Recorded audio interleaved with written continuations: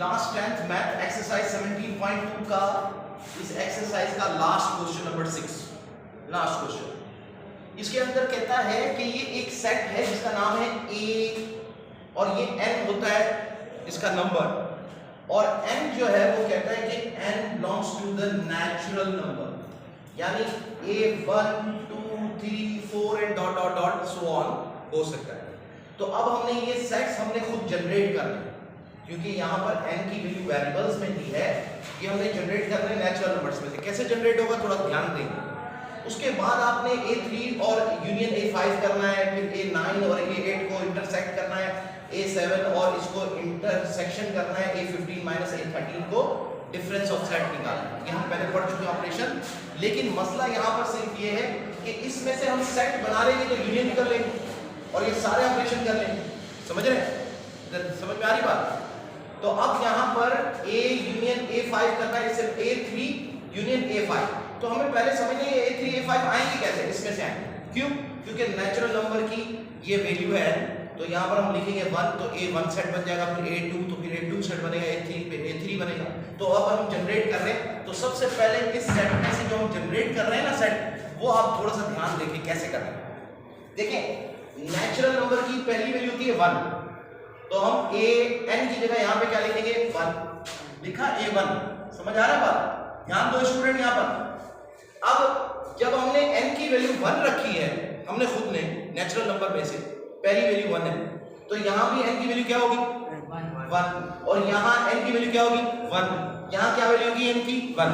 लेकिन यहाँ तो n वैल्यू 1 है, हमने 1 लिखा, उसके बाद काम आए, फिर उसके बाद देखो 1 प्लस 1 ये क्या बन गया 2, तो हम लिखेंगे यहाँ पे 2, फिर 1 प्लस 2 क्या बन गया 3, फिर क्या होगा 4, फिर क्या होगा 5, ऐसे ये चलता जाएगा। समझ आ रहा है?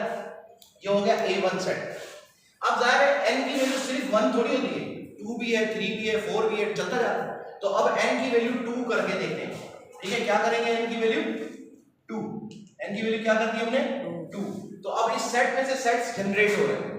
ठीक है, तो n की वैल्यू हमने क्या रखी 2, तो यहाँ n की वैल्यू क्या होगी 2, और ये क्या होगी 3, 2 प्लस 1 3, और 2 प्लस 2 4। तो इसका मतलब है कि हमारी जो पहली वैल्यू शुरू हो रही है 2 से, फिर 3, फिर 4, फिर 5, फिर 6 डॉट डॉट चलती जा रही है। ठीक है, एक मिनट सब खिलाफ वीडियो चल रही है रिकॉर्डिंग। फिर उसके बाद a3 अगर हम थर्ड टेस्ट बना रहे हैं, तो हमारे पास जो थर्ड सेट हम जनरेट कर रहे हैं, तो उसके अंदर क्या होगा कि n की वैल्यू हम क्या रखेंगे, जाहिर है 3 रखेंगे। तो जब n की वैल्यू हम यहाँ 3 रखेंगे तो हमारे सेट भी यहाँ पे 3 आ जाएगा, a3। अब 3 है तो ये भी 3 हुआ, 3 और ये 3 प्लस 1 4 और 3 प्लस 2 5। तो इसका मतलब है अब यहाँ आ जाएगा 3, फिर 4, फिर 5, फिर 6 डॉट डॉट ऐसे चलेगा। अब इस बात से आप नतीजा अखज़ करो, तो 1 है तो 1 से शुरू होगा, 2 सेट है तो 2 से शुरू होगा, 3 है तो 3 से शुरू होगा। अब डायरेक्ट हम जनरेट करते हैं।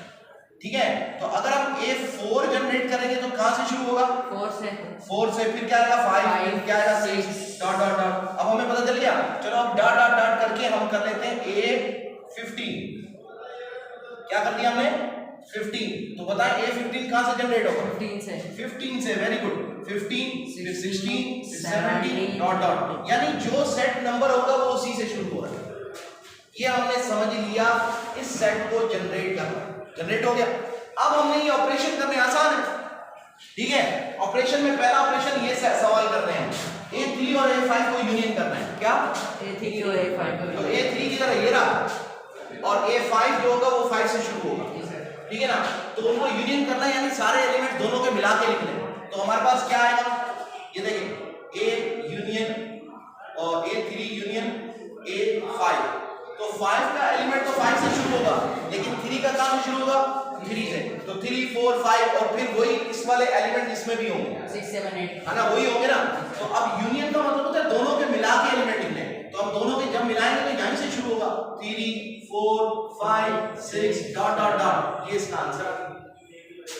ठीक है, अच्छा अब अगर गौर से देखा जाए, जो ये हमने सेट लिखा है वो असल में a3 सेट तो है, 3 से शुरू हो रहा है ना, या नहीं हो रहा? ये सेट कहां से शुरू हो रहा है 3 से। तो इसका मतलब है कि a3 यूनियन a5 हमें वापस A3 सेट देगा, राइट। अब दूसरा सवाल करें, कौन सा, ये जो कि बुक में मिस प्रिंटिंग है, गलत लिखा हो, ऑपरेशन गलत दे दिया है। अगर ये ऑपरेशन देंगे तो आंसर वो नहीं आएगा जो पीछे बुक वाला आंसर लाना है तो हमें सवाल को सही करना पड़ेगा। तो ये सवाल बुक में गलत है, उन्होंने लिख दिया A7 यूनियन A11, गलत है, बल्कि होना चाहिए A7 intersection A11 according to the answer. तो अब हम इसको हल करते हैं। अब देखो क्या है, A7 इंटरसेक्शन A11, आपको पता है इंटरसेक्शन का क्या मतलब है, यानी दोनों सेट्स में कॉमन। तो यहां तक ये 7 से शुरू है, इसमें 7 होगा नहीं, ये तो 11 से शुरू है और इसमें भी 11 आएगा आगे चलकर। तो हमारा कॉमन कहां से शुरू होगा, 11 से। तो 11 से शुरू होगा तो हम लिखेंगे, क्या लिखेंगे, 11 12 13 डॉट डॉट डॉट। तो अब ये 11 से शुरू हो रहा है तो कौन सा सेट है, A11 है ना। तो इसका जवाब क्या आने वाला है, इसका हम कहेंगे कि A7 इंटरसेक्शन A11 का आंसर होगा A11, राइट जी सर। अच्छा अब आप देखें, हम ये वाला सवाल करेंगे थर्ड, A15 माइनस A13। आपको पता है माइनस के अंदर क्या होता है, ये देखिए लिखा है A15 माइनस A13। अब यहाँ जो एलिमेंट है ना, कहाँ से शुरू हो रहे हैं, 13 से, फिर आगे 13 14 15 16 सब इसमें है 15 से शुरू। तो ये वाले एलिमेंट जब इसमें से निकलेंगे तो यहाँ से जो इसमें बचेंगे वो लिखेंगे। तो इसमें तो 13 14 15 एंड सो ऑन है, तो यहाँ तो 15 से शुरू है तो सारे एलिमेंट माइनस कर देंगे, सारे माइनस हो जाएंगे ना, क्योंकि A13 में 15 भी है 16 भी है, 15 से शुरू हो रहा है। तो A15 के अंदर कोई भी एलिमेंट बचेगा नहीं और हमारा डिफरेंस का सेट का ऑपरेशन ये होता है कि इसके एलिमेंट इसके इसमें से माइनस होने के बाद जो आखिर में इसमें बचेंगे वो हम लिखेंगे।